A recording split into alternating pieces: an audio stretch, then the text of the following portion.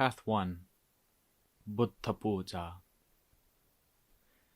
When Ajaan Khao lived in the forests and the mountains, he got the local villagers to lay out 3 different paths for walking meditation.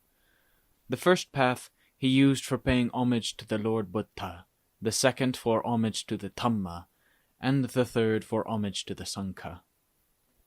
He walked Jangama on these 3 paths at 3 different times each day. As soon as he had finished his morning meal, he began walking meditation on the Buddha Pūjā path.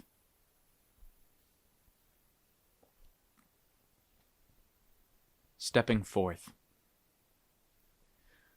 Venerable Ajaan Khao Analayo was born in the year of the rat on Sunday, December 28th, 1888. His natal village was Ban Bo Chaneng, located in the Nongao sub-district of Amnatcharean district in the province of Ubon Ratchathani. His father's name was Pūjā, and his mother's Rot, and their surname was Korata. Khao Korata was the 4th of 7 children. Khao Korata was a farmer by profession. Working hard, he prospered and made friends easily. By nature, he was honest and upright, always displaying a warm-hearted, generous attitude toward family and friends. Everyone loved and admired him. Because of this, he had many acquaintances, who were all good, responsible people, in stark contrast to nowadays, when having many friends tends to lead to a lot of drinking and carousing, where friends in this age of instant gratification are the cause of each other's downfall, dragging one another headlong into a living hell. In those days, people tended toward virtuous conduct, so friendships were wonderfully inspiring and mutually beneficial interactions that never led to personal damage. When he was 20 years old, his parents arranged for him to be married. His wife's name was Nang Mi. They had 7 children together. He lived the life of a layperson for many years, supporting his family following the customs of the world. It seems, however, that the relationship with his wife was not a smooth and happy one, due to the fact that his wife was never content to remain faithful to her husband. She had a tendency to take advantage of his trusting nature, adulterous behavior that became a poison damaging the heart of her partner, as well as the wealth and stability of their family. An unfaithful spouse is like a destructive parasite which so damages the relationship that husband and wife can no longer remain together. In Ajaan Khao's case, however, one is tempted to speculate that his marital situation turned out to be a great boon for him, the fruition of some favorable Dhamma. For had he not been so emotionally traumatized, he may never have considered sacrificing everything to ordain as a Buddhist monk. In any event, it seems almost certain that he began seriously considering life as a monk because of his wife's infidelity, and that he finally decided to ordain for precisely this reason. When a wife or a husband has a lover, or a wife has many lovers and a husband many mistresses, the finger of blame points directly at raga tanha, the kilesa of sexual craving. Never being satisfied, raga tanha sweeps everyone into its defiling sphere of influence, mahichata, insatiable greed. To avoid damaging the lives of innocent family members, the temptation to commit adultery must be resisted at all costs. Unfortunately, this kind of behavior is widespread, and it seems to increase all the time. For as long as the people of this world are content to follow the lead of sexual craving, they will feel no inclination to view their conduct in the light of Dhamma. The Dhamma teaches, Sandurte paramang tanang. Contentment is the greatest treasure. A harmonious, trusting relationship between husband and wife is the essential wealth of any family. The peace and happiness of the family depends on their being able to live in mutual trust and harmony, and on their not going the way of mahichata, that is, husbands and wives whose illicit lovers consume all their time and interest. Raga tanha, the defilement of sexual craving, is comparable to a kitchen fire. Both are necessary to establishing and maintaining a successful family. Marriage is necessarily a sexual partnership, while a kitchen fire is indispensable for preparing the family's food. Just as heat and electricity are common requisites of human life, so too is Raga Tanha a fundamental aspect of human relations, and the driving force behind most human behavior. If both are used carefully, with proper circumspection, they can sufficiently fulfill people's basic needs in life. But if people carelessly fail to keep these two fires under control, they can certainly cause a conflagration that destroys everything in its path.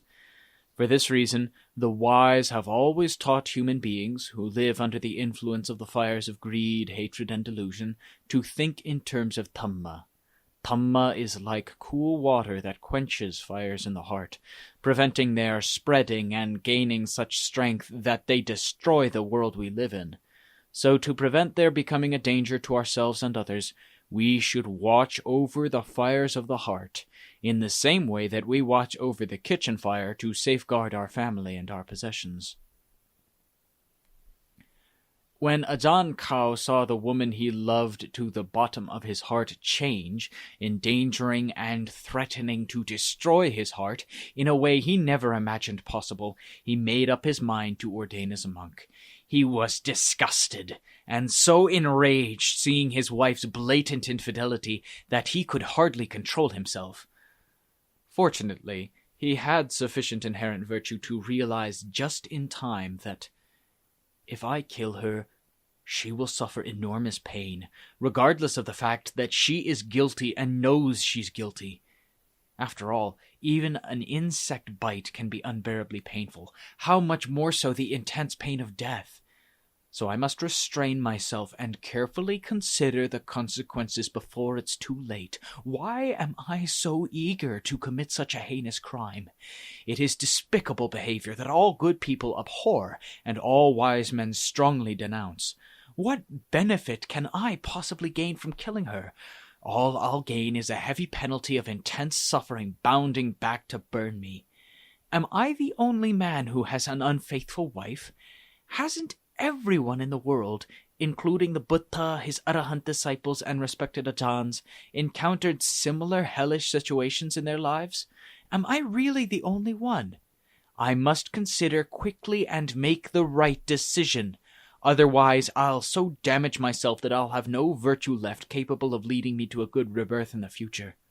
My reaction to circumstances like this shall become the yardstick by which I measure how clever or how stupid I am, and whether I will progress successfully or whether I am doomed to failure. Throughout history, wise people have never allowed themselves to be overpowered by the evils of this world. Instead, they have thought up clever ways of turning the poisons of evil into a rich fertilizer, nourishing Dhamma in the heart. So why should I be willing to render myself a worthless person by doing an evil deed just because someone else has deeply offended me? The world we live in is full of injustices. Why should I allow them to dictate my behavior? If I am unable to constrain myself now, how will I ever be able to live a life of virtue? By succumbing to the power of a sexual craving that knows no bounds, my wife has abused my trust in her. Should I now abuse her by self-righteously succumbing to the power of anger? If I take my revenge by killing both my wife and her lover, which of us would be more despicable? According to the Buddha's teaching, I would be committing such a grave Dhamma that no amount of love and compassion could absolve me or save me from a certain descent into the agonies of hell. Am I going to put my trust in the anger that is engulfing my heart at this moment, or will I put my faith in the Dhamma of the Lord Buddha, a teaching that has always effectively diminished the pain and suffering of living beings? Consider quickly and make the right decision. Otherwise, the malevolent power of the Kilesas will overtake the Dhamma and totally destroy me.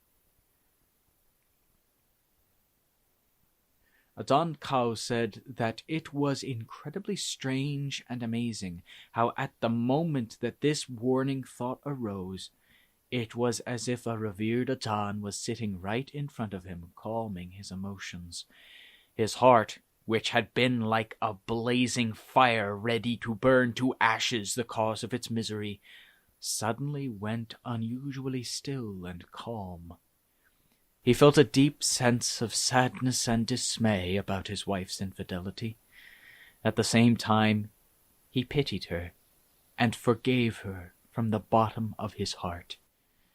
At that moment, he saw clearly the potential harm caused by anger and resentment. When Dhamma arose and his heart went completely still and quiet, Ajaan Khao felt that he had been mercifully spared from rebirth in hell. He felt relieved and supremely peaceful at that moment, as though he had been born once again within the same mind and body. This caused him to reflect back on the tight bind he had found himself in, and on how he had almost destroyed himself unwittingly by succumbing to the power of anger.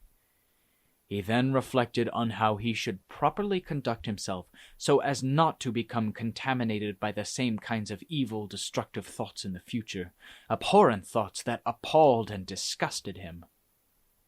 Previous to this incident, Ajaan Khao had thought only about how to fulfill his worldly ambitions.